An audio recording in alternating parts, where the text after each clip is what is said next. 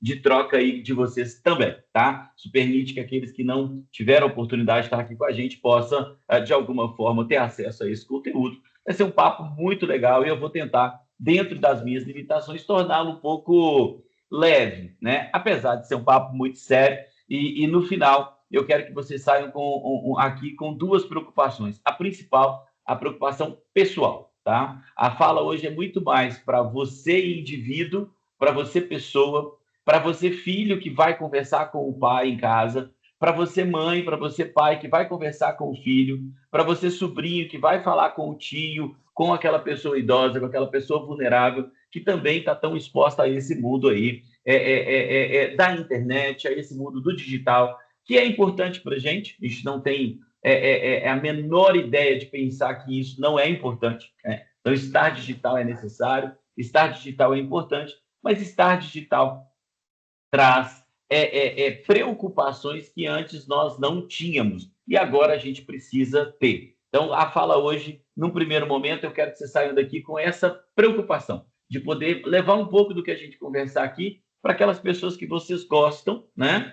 E para aquelas que a gente não gosta, a gente fala o contrário, né? É brincadeira, né? Mas é sair daqui para levar, de fato, um papo bacana para as pessoas que a gente gosta.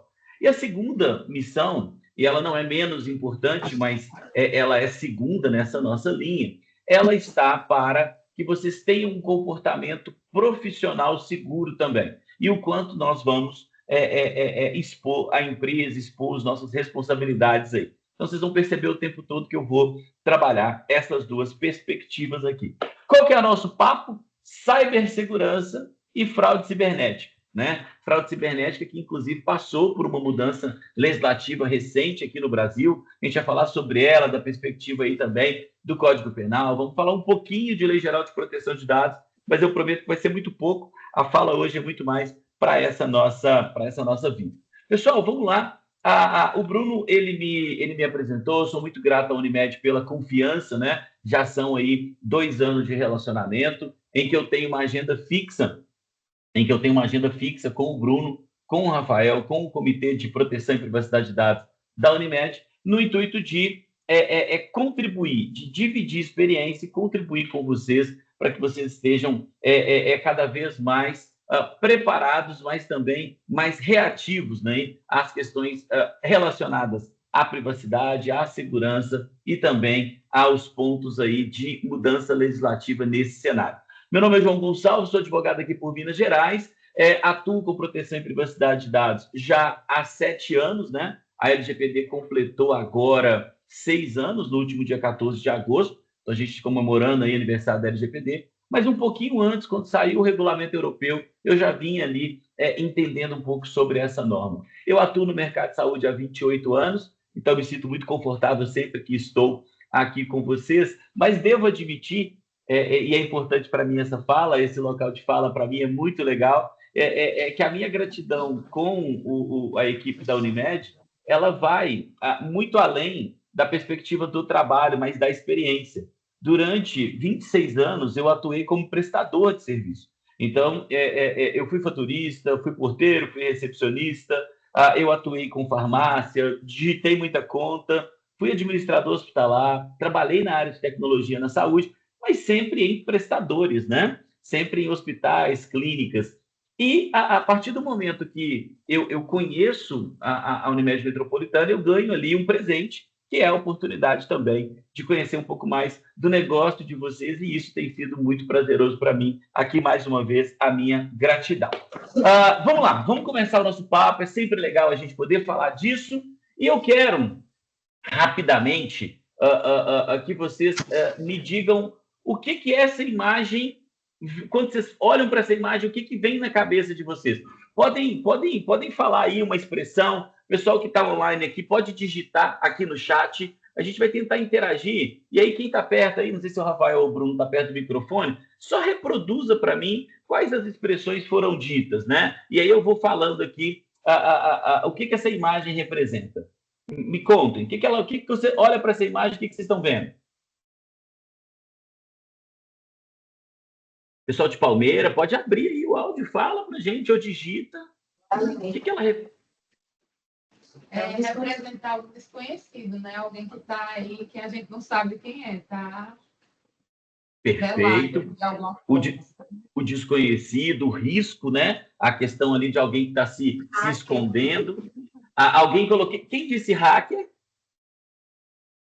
Palmeira. Palmeira disse hacker. O pessoal da. É CIAS ou CIAS? Como é que pronuncia?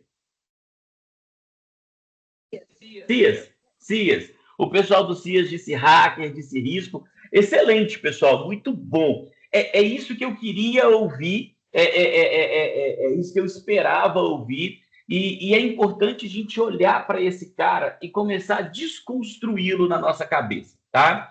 Por que eu gosto de trazer essa imagem para a abertura da nossa fala? Porque sempre que se pensa em hacker, sempre que se pensa em invasão cibernética, se pensa nessa imagem de alguma forma, né? De alguma forma ela vem na nossa cabeça. Só que tem muita coisa atrás dessa imagem que eu tenho que desconstruir com vocês, muita coisa. A primeira é que essa imagem, ela lembra um adolescente, né? Ela lembra um adolescente. A segunda é que ela lembra uma pessoa sozinha, né? Uma pessoa que está agindo ali sozinha. E aí, quando a gente junta adolescente sozinho, a gente lá no fundo, especialmente para quem é papai, para quem é mamãe, o Bruno vai saber o que é isso, né? Muito em breve aí. Sempre que a gente está sozinho, pensando num adolescente sozinho, a gente começa a pensar na gente também, né? Em todas as bobagens que a gente fez, em todas as coisas que a gente fez, e existe um problema. Quando eu olho para um hacker e imagino ele um adolescente, nós começamos a imaginar alguém que deve ser perdoado. Nós começamos a imaginar alguém que está fazendo algo por revolta, por incômodo, por algo pessoal. E não é nada disso, tá, gente? Absolutamente não é nada disso. Nós precisamos entender de uma forma muito, muito mais clara, e todos os dias assim, que o atacante, primeiro, ele não age sozinho, não existe essa figura do hacker sozinho, né? Que tecnicamente seria até cracker, depois o Hugo vai puxar minha orelha, mas enfim, esse hacker que a gente fala, ele é tão somente um criminoso. Ele é tão somente um criminoso. E aí, a partir de agora, eu quero que vocês condicionem a cabeça de vocês, o pensamento de vocês, quem respondeu hacker, quem pensou em hacker, eu quero que vocês associem hacker, a imagem que vocês viram, a um crime, a uma prática criminosa. Uma prática criminosa que se vale de recursos eletrônicos para enganar, para manipular e para roubar pessoas. E aqui tem um outro ponto que a gente precisa falar, e eu tenho que começar assim esse papo nosso, porque eu quero que vocês entendam isso, né? Um atacante não está praticando um ato de revolta, ele está praticando um crime. E nós estamos cada vez mais digitais, então cada vez mais nós estamos expostos a essa prática criminosa. E esse é um cuidado que a gente tem que ter ao entender isso, tá? O atacante, ele não é uma pessoa sozinha. Ele é um criminoso que quer roubar alguém, que quer causar um dano a alguém. Uma outra construção que eu preciso fazer com vocês aqui é a perspectiva do dano, tá? Infelizmente, todos aqui viveram ou acompanharam alguém que viveu as duas situações. Alguém que foi furtado, que foi roubado, né? Seja um carro, seja uma correntinha, seja um relógio, seja um boné, ali estava andando pela rua, passou ali alguém e furtou, roubou. Ou alguém aqui, ou alguém aqui já tem um colega, tem a notícia, conhece alguém que teve ali o WhatsApp clonado, que teve o Instagram clonado, né? O Instagram sequestrado. Por que eu estou tocando nesses dois pontos? Porque tudo que acontece no mundo real, no mundo que a gente sente, ele parece ter um impacto maior. E esse é um cenário bem interessante para vocês avaliarem. Quando vocês escutam alguém falando assim, nossa, meu WhatsApp foi clonado, e a outra pessoa fala assim, nossa, roubaram minha correntinha, a gente tende a sentir mais, a ficar mais incomodado com a correntinha do que com o Instagram, do que com o WhatsApp, do que com o computador, do que com a invasão que aconteceu naquele dispositivo. Por que isso acontece? Porque na nossa cabeça, e aí, é claro, eu tô falando para muita gente, então eu tenho que generalizar, né? Mas eu vou falar de mim, né? Na nossa cabeça, o mundo virtual, ele não causa prejuízo. Na nossa cabeça, o dano maior é físico. Mas conseguem imaginar, e é importante que vocês façam essa reflexão, que o WhatsApp contém informações pessoais, íntimas, que podem causar dano para aquela pessoa. O Instagram contém informações pessoais, desejos, necessidades, experiências que podem, se vazadas, causar dano para aquela pessoa. Então, sempre que a gente está diante de um ataque virtual, pessoal, às vezes ele é muito mais gravoso, ele tem um potencial muito mais danoso do que um cenário físico. Mas nós ainda nos preocupamos com o físico, né? Nós ainda nos preocupamos com o físico. As mamães, em especial, né? Eu vivo isso aqui em casa. As mamães ficam muito preocupadas assim: nossa, meu filho não vai sair na rua sozinho, mas não vigia o que ele está fazendo na internet. E eu posso assegurar para vocês, é muito mais perigoso o seu filho na internet sem a sua vigilância, o seu filho no celular sem a sua vigilância, do que o seu filho na rua fazendo qualquer coisa. A chance do seu filho ser vítima grave, com danos irreparáveis na internet, é muito maior do que qualquer chance de sequestro, acidente, que ele possa ter na rua. Mas nós ainda, e isso está muito da nossa formação, nós ainda imaginamos o contrário, nós ainda temos uma referência ao contrário. Né? Eu disse que o papo ia ser muito mais para pessoas e menos para empresa. Então, hoje é um papo para tocar vocês aí, ou pelo menos para despertar ainda mais esse cenário. E isso é tão certo, pessoal, isso é tão certo, que agora, 3 anos atrás, nós tivemos uma alteração no nosso Código Penal. O nosso Código Penal, é verdade, ele já é bastante antiguinho, né? Está precisando ali de uma reforma, né? Mas vira e mexe. Algum legislador tem ali um senso importante de atualização desse Código Penal para os dias atuais. E isso aconteceu em 2021, com a publicação da Lei 14.155, que criminaliza, nós já tínhamos ali uma lei, que é a Lei Carolina Dickmann, né, lá do início da década passada, e aí falar da Carolina Dickmann, na década passada ela já estava no final de carreira, né? Por ver como é que a coisa está feia para o nosso lado. Mas agora nós tivemos, pós-Carolina Dickmann, nós tivemos algumas mudanças. Então, pós-Carolina Dickmann, nós tivemos o código relacionado à internet, né? O nosso Marco Civil da internet. Depois nós tivemos a própria Lei Geral de Proteção de Dados. E agora nós tivemos, aí, na sequência, tivemos a mudança constitucional da emenda 115, que trouxe lá a inclusão de dados pessoais como direitos fundamentais. E nessa esteira do nosso papo, nós tivemos a inclusão, né, de um crime, que é um crime de fraude, né, ali que é um 154A, lá do Código Penal, que diz o seguinte: que invadir dispositivo informático de outra pessoa para obter, adulterar ou destruir dados é crime previsto para 1 a 4 anos de multa. Mas essa mesma lei, né, ela traz alguns cenários bem interessantes. Ela traz a agressão, ou melhor dizendo, ela traz o aumento de pena quando é praticado por servidor fora do país. Então, quando eu tenho um atacante internacional, ele passa a ter, ou quando eu uso servidores fora do país, esse servidor passa a ter uma gravidade maior no crime praticado.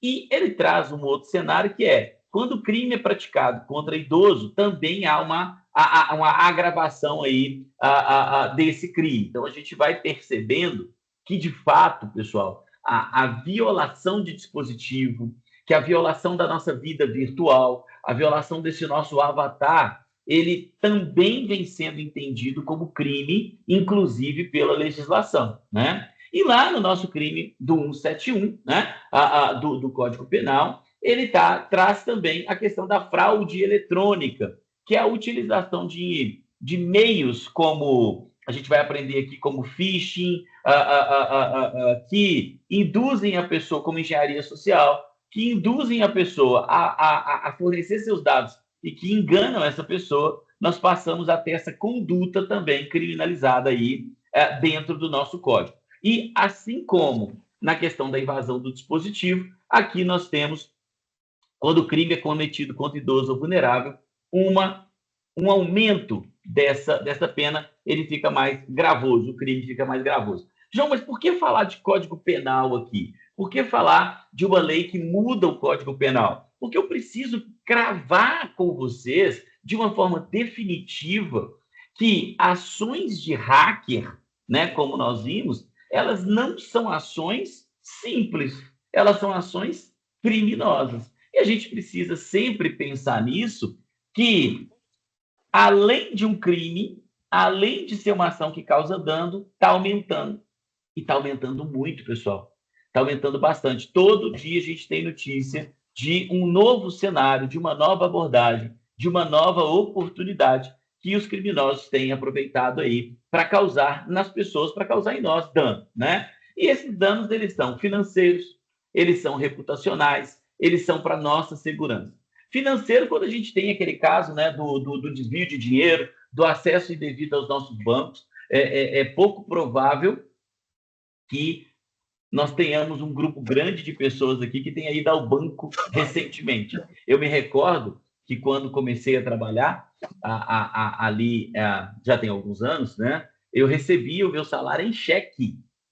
Cheque.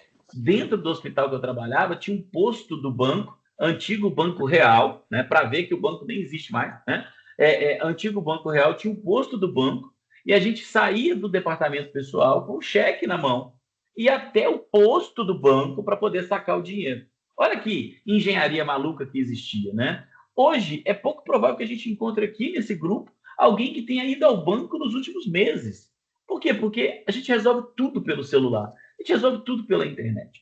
Né? Então, se eu estou com a minha vida financeira dentro do meu aparelho, dentro do meu dispositivo, ele, se violado, pode me causar um dano muito grande do ponto de vista financeiro.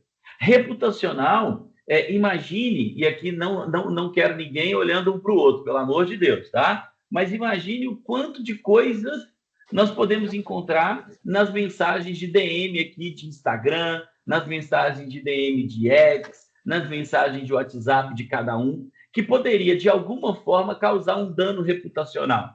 E não que a gente tenha que ser santo, nada disso, pelo contrário. No meu celular também vocês vão encontrar muita coisa se procurar, né? Mas é que nós temos a nossa vida. E a nossa vida a gente não quer que seja compartilhada com outra pessoa. Mas a violação desse cenário pode trazer, sim, uma perspectiva de dano reputacional. E a nossa segurança, né? As nossas imagens, as nossas frequências de hábitos, né? Onde a gente vai, que hora que a gente chega em casa. Então, toda a nossa relação de vida está nesse ambiente que vem sendo cada vez mais explorado. E quando a gente pensa em ser explorado, né? Quando a gente pensa em ser explorado, a gente tem que começar a entender assim, como que funciona essa exploração? Será que é como um assaltante na rua, que ele já chega e é aquela frase já conhecida, né? Que a gente vê aí nos memes e vê também em alguns filmes do perdeu, perdeu? Será que o atacante virtual faz assim? Não. Ele definitivamente ele não faz assim. E aqui eu preciso contar uma história para vocês que vocês já conhecem, né? Pessoal, à medida que eu for falando, fiquem à vontade em interromper, tá? Eu me sinto muito mais confortável, né? Quando eu tenho vocês participando. Senão, eu vou contando caso aqui, tá? Vocês conhecem a história dos gregos e dos troianos, né? A Guerra de Troia. Então, todo mundo já ouviu falar. Pessoal de Palmeira, ok? Conhece? Pessoal do CIAS, conhece? Francileide, Rosenilda, os meninos ali no auditório, legal. O que a gente tem para aprender com essa história nesse papo nosso aqui? Nós temos muito para aprender com essa história, muito, muito. Especialmente quando a gente fala em ter acesso não autorizado, né? Ter acesso não autorizado. Quando nós olhamos para a estrutura de Troia, era Troia uma das potências em segurança de acesso. Tanto que a Grécia, quando chega, muito motivada ali pela tentativa de resgate de Helena, né? Então, todo aquele cenário envolvendo ali a Helena e Troia e os gregos. Então, a Grécia chega, os gregos chegam e eles começam a tentar invadir Troia. E os troianos estavam lá dentro, tomando café, comendo um pão de queijo, vendo um Bom Dia Minas, tudo tranquilo. Os troianos não estavam preocupados com a segurança. Assim como o Hugo não está preocupado com a segurança. Assim, o Hugo está lá, olha, eu tenho meu faro, eu tenho meu anti-spam, eu tenho aqui minha área de segurança, então eu vou tomar meu café tranquilo porque o meu ambiente digital está protegido. Então eu não tenho que ter uma preocupação com isso. E os troianos fizeram isso durante meses, meses. A Grécia bateu, bateu, bateu, bateu, bateu, e os gregos não entraram. O que os gregos perceberam? Que não ia adiantar tentar arrombar a porta. Eles não iam conseguir. Então, eles usam uma estratégia. Eles percebem que os troianos têm muita fé, e aí eu quero que vocês fiquem com essa palavra na cabeça: confiança, fé, credibilidade, inocência, né? Então, os troianos tinham muita fé, então os gregos fingem que vão embora e deixam na areia uma imagem, um cavalo feito de madeira, em homenagem a Deus. Seja que Deus for, Deus aqui não importa, né? Em homenagem a Deus. Então fica lá aquela imagem. Quando os troianos chegam e comemoram a vitória, eles olham para aquela imagem e, como um símbolo de fé, eles pegam aquela imagem e levam para dentro de casa. Então, toda aquela estrutura de segurança, ela foi bypassada pela fé dos troianos em colocar o cavalo para dentro de casa. Esse cavalo, então, fica ali, os troianos comemoram, e à noite, durante a madrugada, de dentro do cavalo saem dois soldados, ou seja, muito pequenininho, um cenário muito menorzinho, muito fácil de se esconder. Dois soldados que vão lá, abrem as portas, e aí sim, com as portas abertas, o exército grego entra, e aí a história você já sabe. Mas o que é importante de lembrar dessa história? Que a Grécia não vence na força. A Grécia não invade com um grande exército. A Grécia invade quebrando as barreiras, quebrando os itens de segurança, a partir da fé troiana. A partir da fé troiana. E é isso que acontece, pessoal, quando vocês recebem um e-mail e não checam a procedência do e-mail. Quando vocês fazem download de um arquivo PDF, de um e-mail que vocês não sabem do que é. Eu recebi um e-mail aqui do Banco do Brasil, eu, João. Gente, eu não tenho nada no Banco do Brasil, nada, não tenho absolutamente nada. Minha família não tem história de servidor, meu pai era lavrador, minha mãe trabalha com serviços gerais, nós não temos nada no Banco do Brasil de herança, eu também não tenho nada no Banco do Brasil. Qualquer e-mail para mim escrito Banco do Brasil, ele é deletado imediatamente, porque ele não faz sentido para mim. Recebi um e-mail ali que não faz, no meu e-mail pessoal, que não faz o menor contexto com a minha vida. Ele é deletado. O que os troianos fizeram? Os troianos receberam um e-mail, viram um arquivo, acharam o arquivo interessante, porque o arquivo falava de Deus, e pela fé, eles foram educados a não dar as costas para Deus, eles baixaram o arquivo, colocaram o arquivo para dentro de casa, bypassaram os requisitos de segurança, e aquele arquivo instalou um malware, instalou um vírus dentro da empresa, que foi crescendo e tomou conta de todo o servidor, permitindo a queda de Troia. Isso acontece quando a gente clica num link que não sabe a procedência, não checa se aquele link é autêntico. Então, essa história de Troia, ela nos ensina muito a pensar que a nossa ação não pode ser tão troiana. Para quem viu 300, né, o filme ali dos espartanos, para quem conhece a história de Esparta, vai lembrar e vai imaginar agora uma cena. Fossem os espartanos chegando na beirada da praia e encontrando um cavalo de madeira, o que vocês acham que os espartanos fariam? Pessoal que está perto do computador, escreve para mim aí, e vocês que estão no auditório, digam uma palavra aí, o que os espartanos fariam? Faria fogo. Quem disse fogo?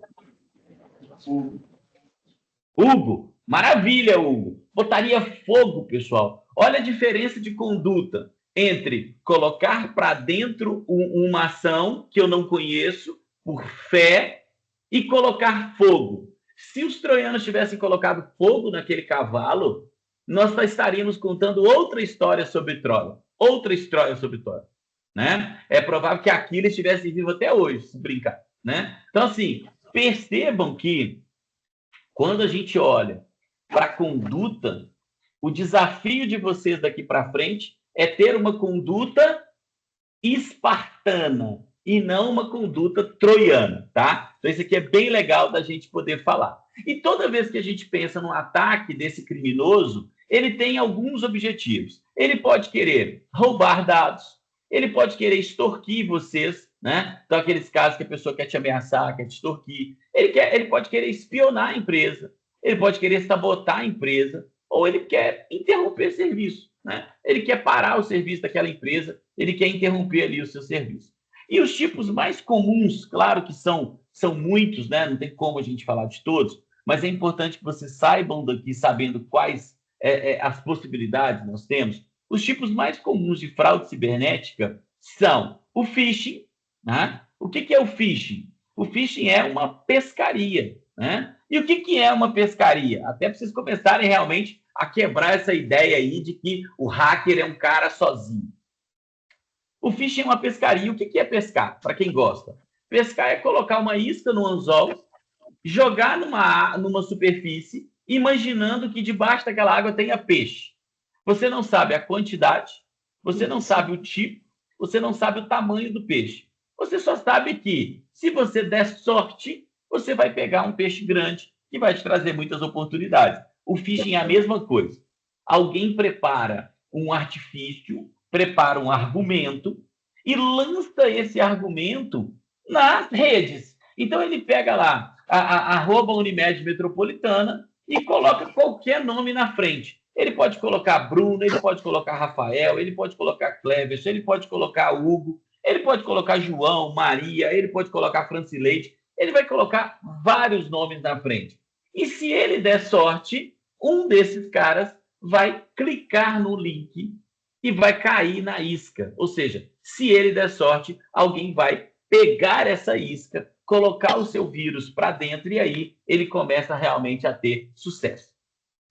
Um outro tipo de fraude cibernética é o que a gente chama de ransomware. Ransomware é tão somente, né, simplificando aqui, um sequestro da sua máquina, do seu equipamento. O que esse atacante faz? Ele, com acesso à sua máquina, ele criptografa, ele embaralha os seus dados e te cobra um valor de resgate pela devolução desse dinheiro. Desculpa, ele te cobra um dinheiro pela devolução desses dados, né? Isso é importante. Nós temos um outro cara que é o ataque de negação de serviço, também conhecido como DDoS. Todo mundo aqui já vivenciou as consequências de um DDoS, né? Todo mundo aqui. Em 2021, por volta de setembro, outubro de 21, nós tivemos a paralisação do funcionamento do WhatsApp por umas 4 horas. Vocês vão se lembrar disso, foi quando a gente caiu na bobagem de instalar o Telegram, o Signal, a gente saiu instalando um monte de aplicativo que não podia parar. Na verdade, nós esquecemos até como é que usava o telefone, né? Porque quando o WhatsApp caiu, a gente perdeu toda a nossa forma. O que é o DDoS? Né? O DDoS, ele é uma ação conjunta de múltiplos atacantes a um mesmo servidor abrindo requisições. O que acontece quando você manda seu computador processar algo muito pesado?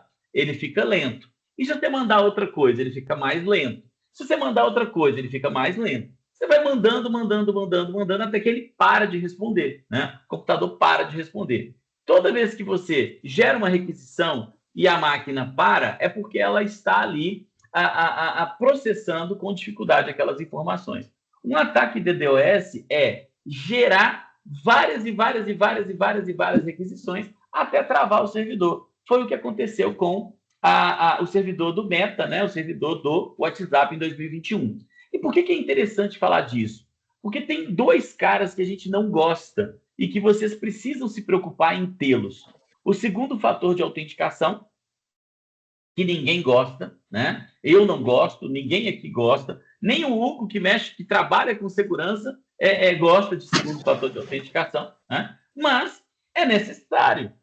Por que o segundo fator de autenticação é necessário? Porque ele evita que alguém com acesso parcial às minhas credenciais tenha ali, de fato, um êxito ao buscar se conectar com a minha conta. E um outro cara que a gente não gosta e que vocês vivem o tempo todo aí é aquele sou humano, né? Sou humano. Estou acessando um site, vou fazer um cadastro, ele pergunta assim, confirme se você é humano. Né? Por que existe aquele requepsta? Por que existe aquela confirmação?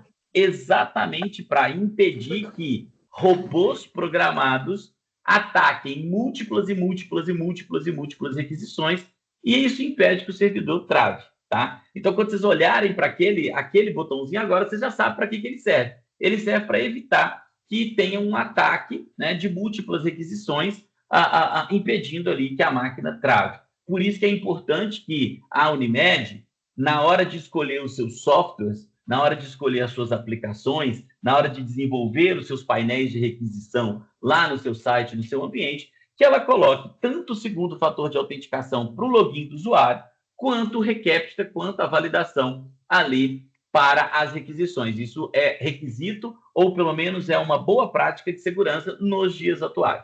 Uma outra fraude muito comum é o roubo de identidade, né? Quando alguém, se passando por você, ele faz compras, ele abre ali um crediário, então isso é um cenário que pode trazer um prejuízo para você. A fraude de cartão de crédito, quando alguém tem acesso ao seu celular, ou tem acesso à sua carteira, ou tem acesso ao seu cartão, né? E é por isso que os bancos cada vez mais incrementam requisitos de segurança. Antigamente, e aí, antigamente mesmo, né? Nós colocávamos o cartão numa maquininha, colocava um papel carbonado e passava-se a maquininha em cima e ali assinava aquele papelzinho, cada um saía com uma via e aquele papelzinho que era utilizado para cobrança. Hoje nós temos o cartão por aproximação, né? Muito impulsionado pela Covid para simplificar e diminuir aí o contato físico, mas também para evitar que você perca a posse do seu cartão. Quer ver uma outra coisa que mudou e vocês devem ter percebido? No passado, os cartões tinham os números na frente. Hoje, se vocês pegarem os cartões novos, os números todos estão vindo atrás, né? Exatamente para que você não tenha uma fotografia do seu cartão, uma exposição do seu cartão, tá? E uma última fraude que eu quero trabalhar com vocês aqui, antes de a gente partir para a nossa última etapa, é a perspectiva da engenharia social. O que é essa questão da engenharia social? É quando alguém, se valendo de informações... Oi?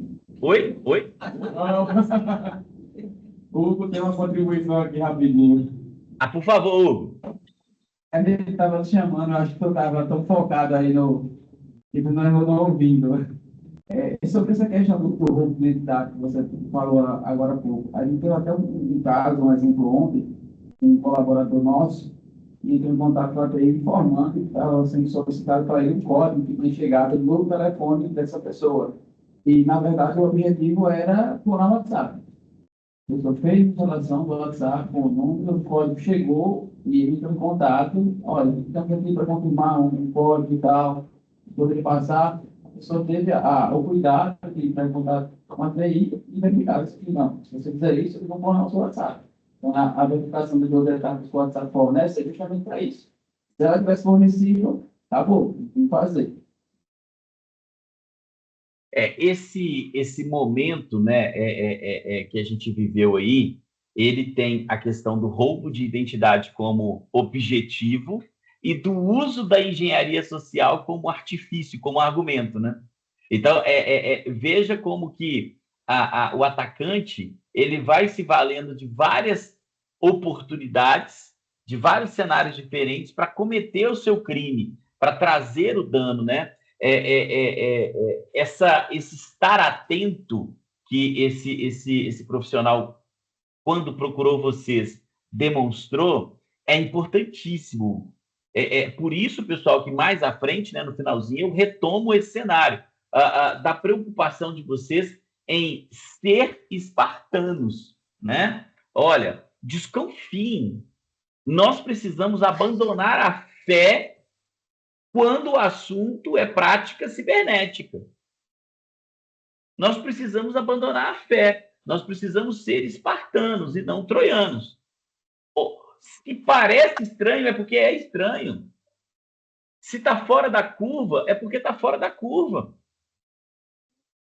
Nós não podemos, de forma alguma, e aí eu digo para vocês, de forma alguma mesmo, nós não podemos assumir riscos para nós no ambiente virtual. É melhor falar um não e atrasar um pouco algum tipo de ação do que falar um sim e estar vulnerável. Esse caso é ótimo, ótimo porque mostra realmente que as pessoas estão envolvidas aí nesse cenário e me aproveita aí, me dá a oportunidade para aproveitar para falar da engenharia social, que é essa fala, né? Que é esse argumento, essa tentativa de criar um ambiente em que você vai confiando, e a pessoa vai te dizendo, aqui sem juízo de valor, mas é aquela cartomante que frauda as pessoas, né? Aquela que não cumpre o seu ofício, né? Você vai dando informação para ela e ela vai pegando, né? Então você chega, né? As meninas chegam lá e falam assim: eu estou com um problema em casa. Aí ela fala assim: o seu marido e tal. Não, meu marido morreu, é com meu filho. Pronto, ela já sabe que seu marido morreu e que é com seu filho. A partir daí, ela já elimina um monte de oportunidades que ela poderia explorar e começa a focar em outras. E aí, quando ela olha para filho, ela pode pensar, se for menina, em gravidez, se for menino, em uso de drogas.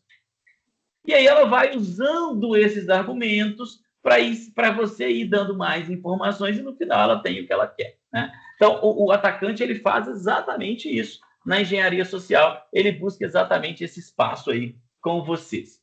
E aí uma pergunta rapidinho para vocês responderem aqui. Um ataque, então, faz mal ou não faz? Pessoal de Palmeiras, faz mal ou não faz? Pessoal do CIAS, um ataque faz mal ou não faz?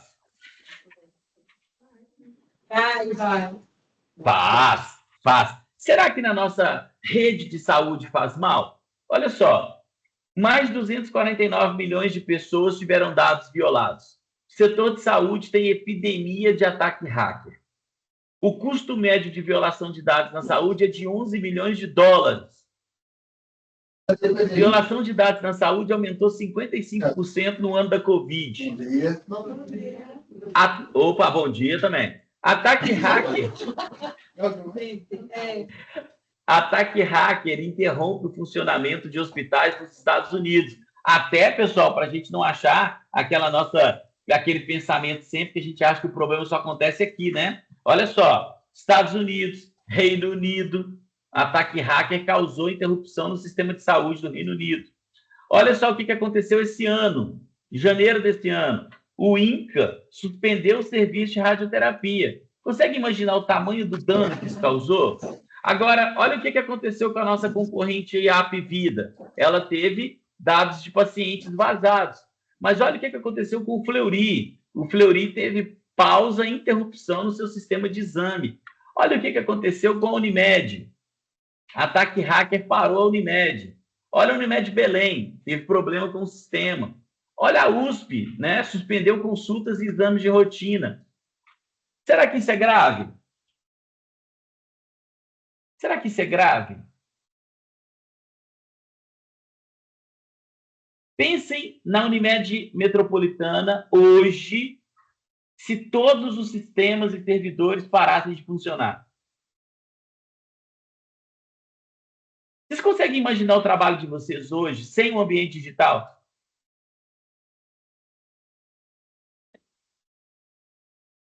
É para pensar. Por quê? Porque o nosso comportamento tem muito disso. E a gente vai falar disso agora. Ó. Como que funciona?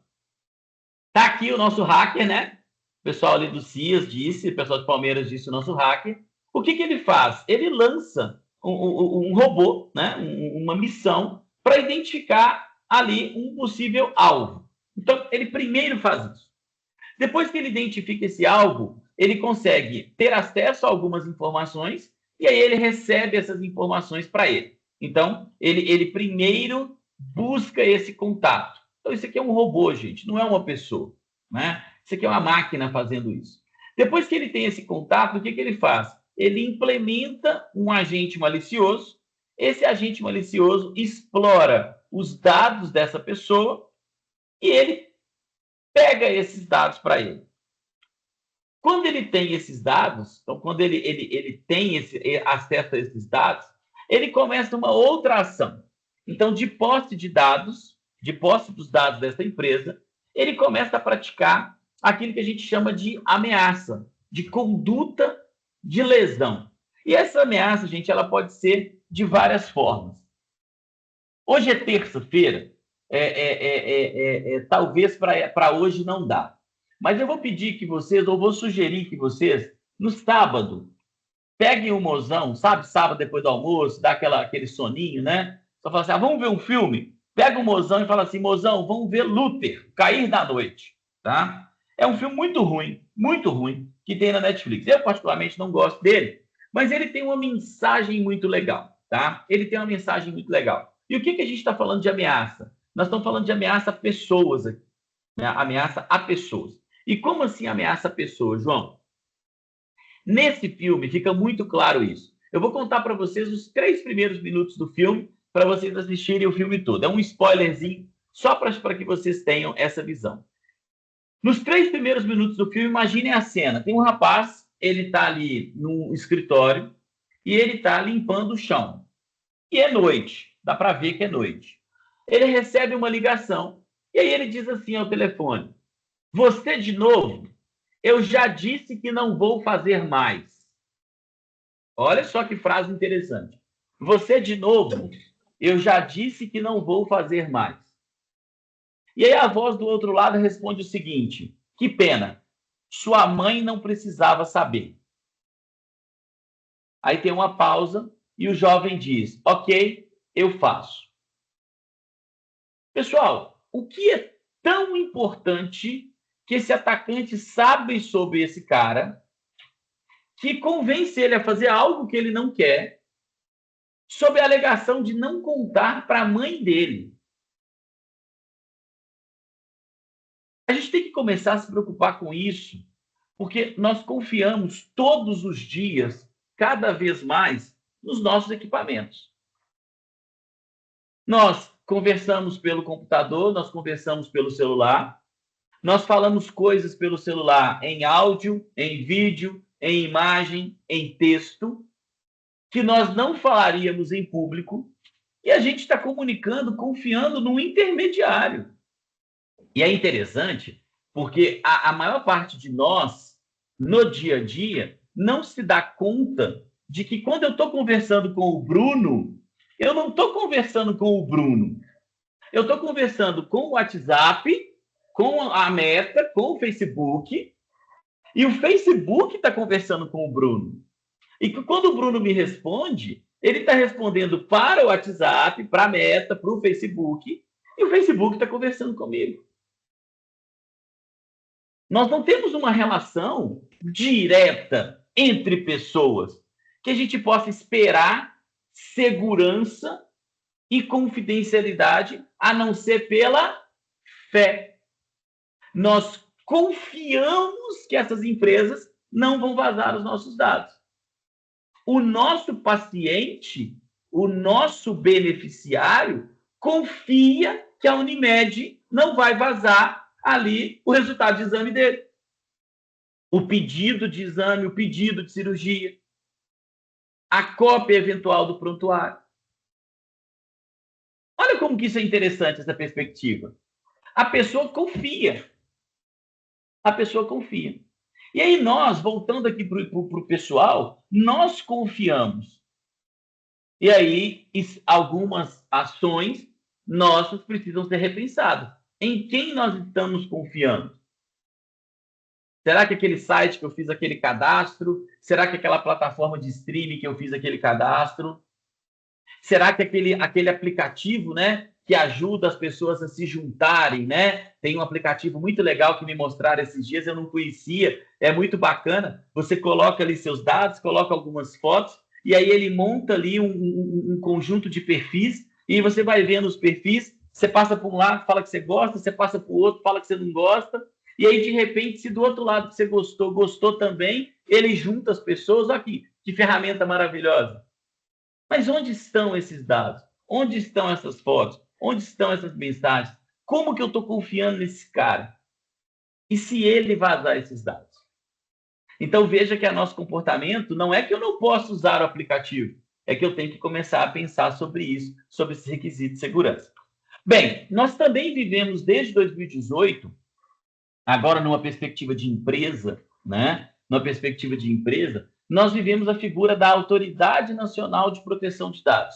O que é a Autoridade Nacional de Proteção de Dados? É um órgão que foi criado para garantir a efetividade da Lei Geral de Proteção de Dados, mas também para regulamentar essa lei. Nós tivemos agora essa semana, hoje é terça, não, sexta-feira, nós tivemos na semana passada a publicação da Resolução 19, que trata da transferência internacional de dados.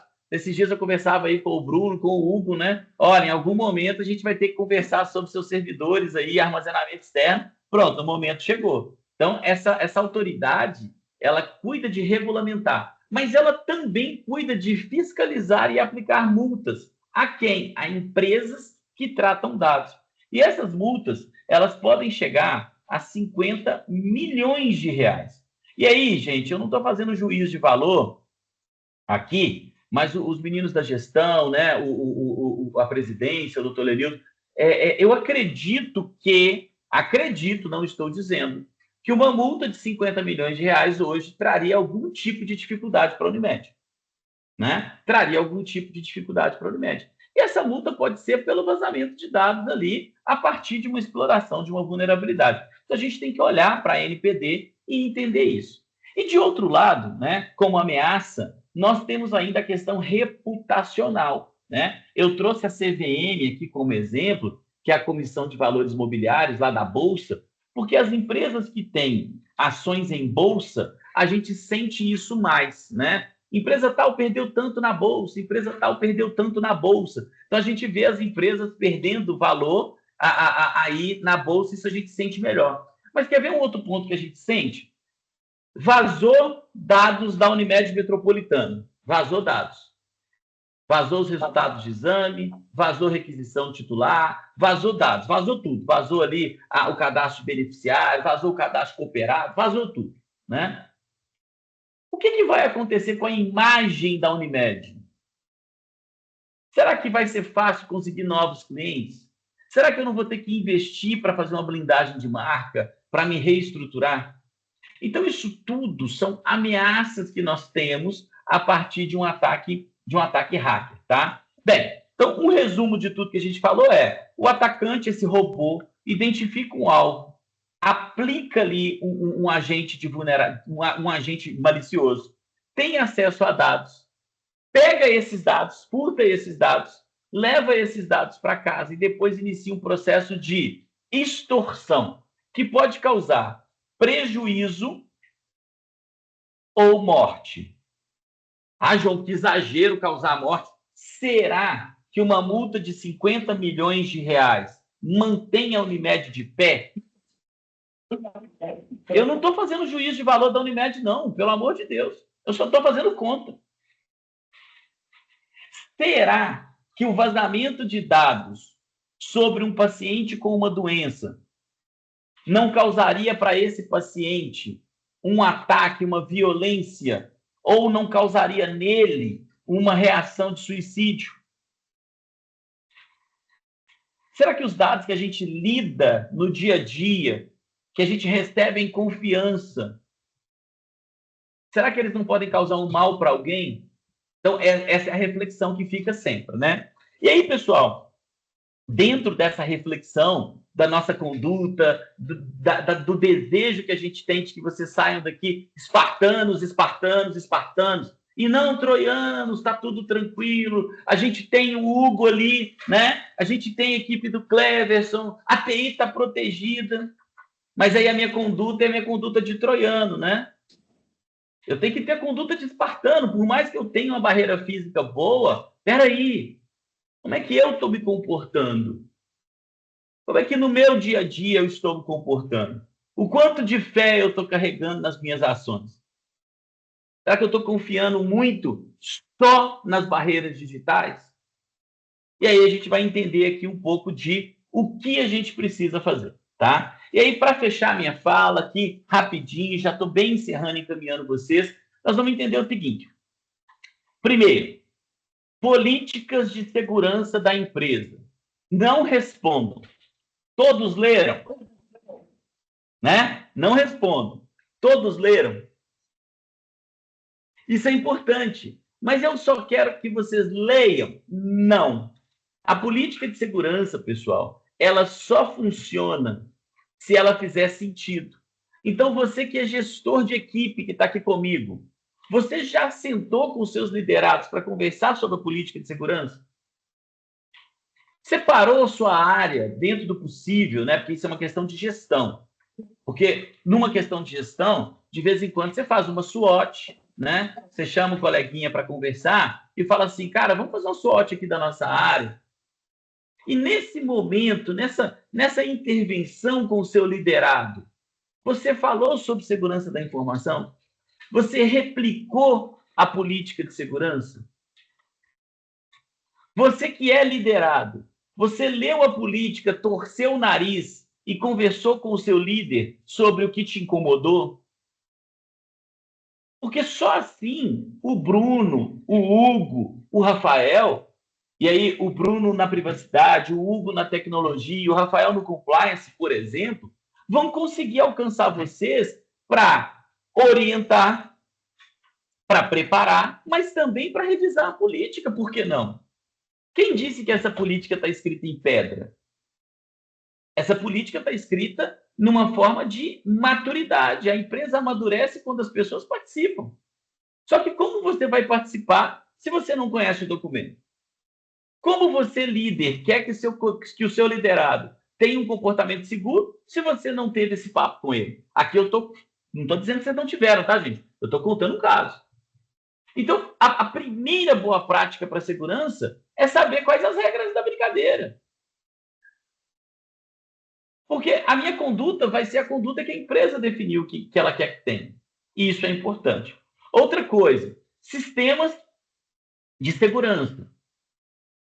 Com o advento do SaaS, né? Do SaaS. O que é SaaS? Esses sistemas na web, está tudo muito difícil para a área de TI hoje. Lá no meu tempo, lá no passado, quando a gente queria um sistema novo, a gente entrava lá no Baixa Aqui e aí baixava o aplicativo.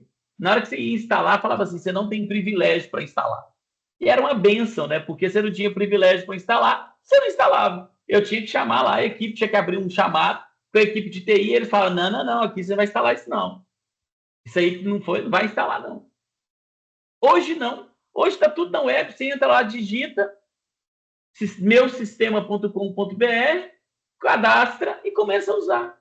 E aí, gestor, você que autorizou o uso desse aplicativo, você homologou esse aplicativo com a TI, você conversou com a área de segurança e privacidade sobre esse aplicativo que você está usando, sobre esse sistema que você está usando, você está compartilhando dados com ele. Ontem, exatamente ontem, eu conversava com o Rafael sobre uma ferramenta chamada I Love PDF. Ferramenta maravilhosa. Só que eu não uso essa ferramenta para dados considerados internos ou privados. Por quê? Porque ela é uma ferramenta num servidor que eu não sei onde está, fazendo o que eu não sei o que faz, com o arquivo que eu mandei para ela. Agora, para dados públicos, ela é maravilhosa, ótima para comprimir arquivo, para quebrar PDF em Word, para quebrar PDF em Excel, ela é maravilhosa. Aí vem o gestor, pessoal, aqui é para a gente entender. Aí vem o gestor e descobre o I Love PDF e começa a usar para tudo.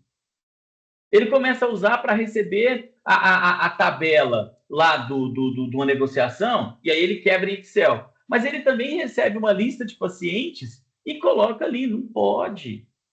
E eu não estou dizendo que não pode usar o I Love PDF, eu estou dizendo que para usar o I Love PDF tem que perguntar para a TI, tem que perguntar para a área de privacidade, tem que passar por um processo de avaliação. Então, olhem para os softwares que vocês têm e entendam o que vocês usam, até melhor dizendo, e comecem a pensar se ele é seguro, se ele é adequado, se ele está alinhado com as políticas da empresa.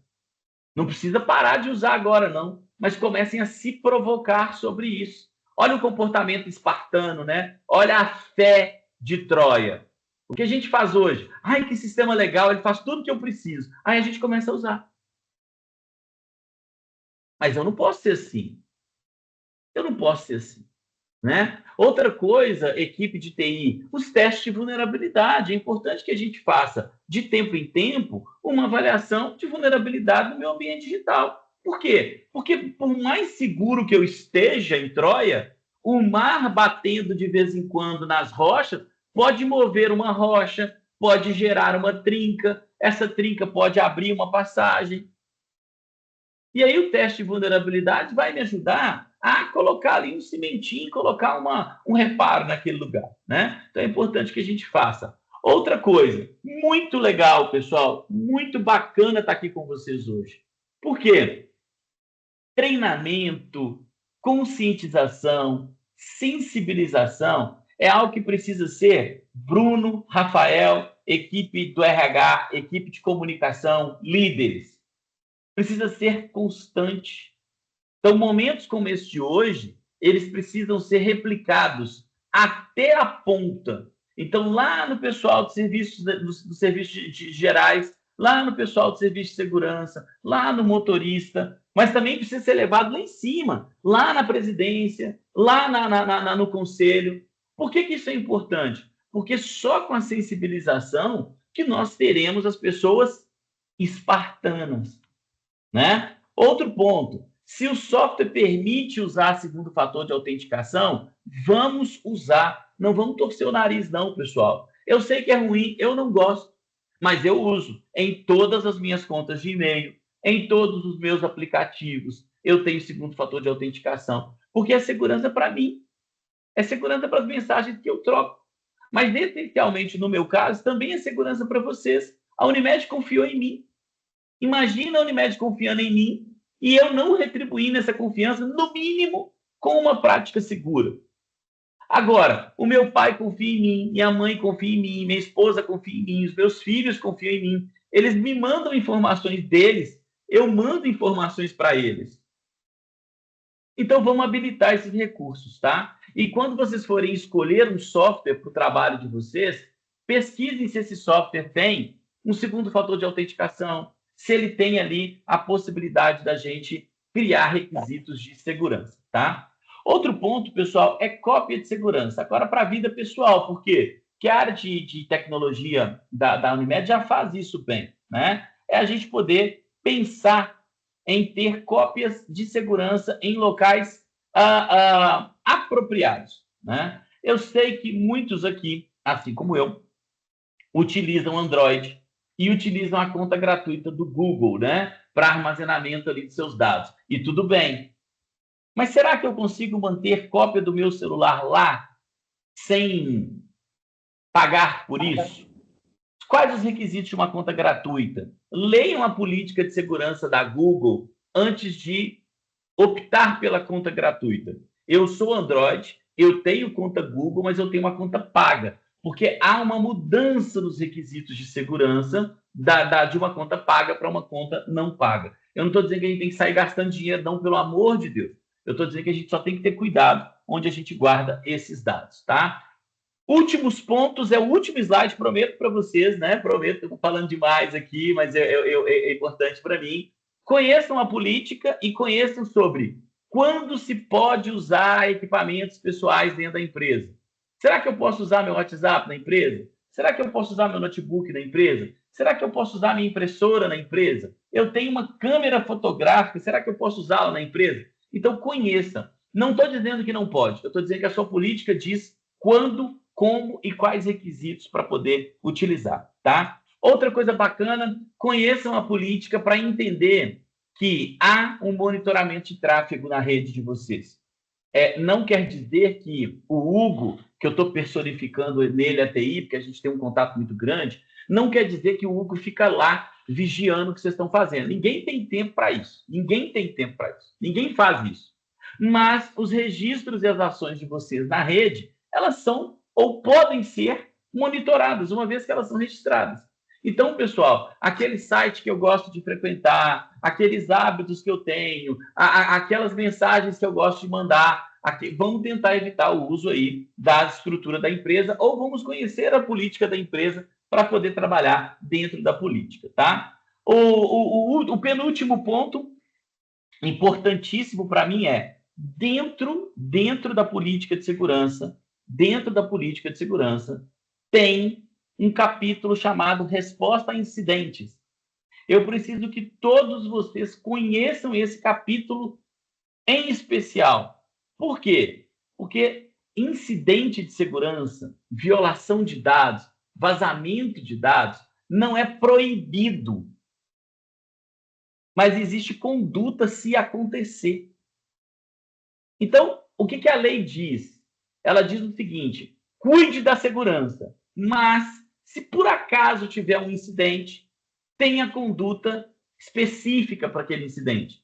E essa conduta está descrita no plano de resposta. E eu preciso que cada um de vocês saiba qual a sua participação no plano de resposta. Porque todos aqui têm uma participação no plano de resposta. Em especial, na comunicação de qualquer comportamento suspeito. Por que isso é importante? Cada comportamento suspeito é uma fonte de vulnerabilidade da empresa. E a empresa precisa saber o que está acontecendo. E você é quem está mais próximo. Você que está vendo, né? Você que está vendo que a coisa não está legal, que tem um visitante esquisito, ou que está tendo um comportamento de um coleguinha que não está bacana. A gente não está falando aqui de denúncias do X9, atrapalhar ninguém. A gente está falando aqui de requisito de segurança. Então, conheçam aí a política de segurança, conheçam o plano de resposta a incidente, porque isso vai contribuir para que vocês tenham, de fato, um cenário um pouco mais seguro dentro da casa, tá?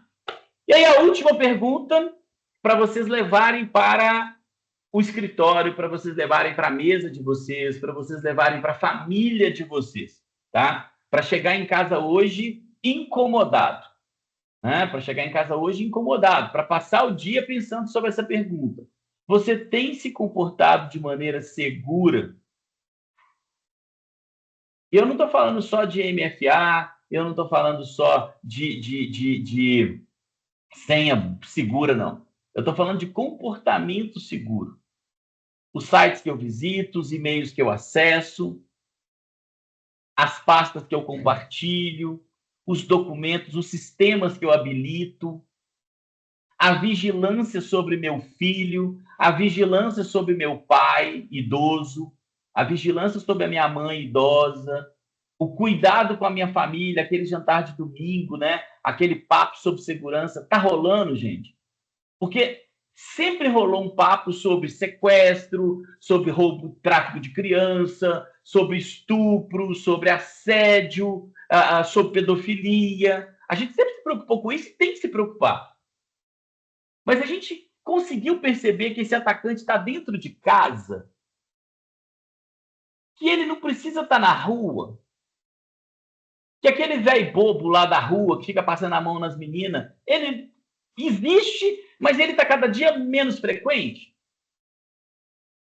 Mas que tem um outro cara que não é tão bobo assim, mas que está aqui dentro de casa causando um prejuízo para a minha família.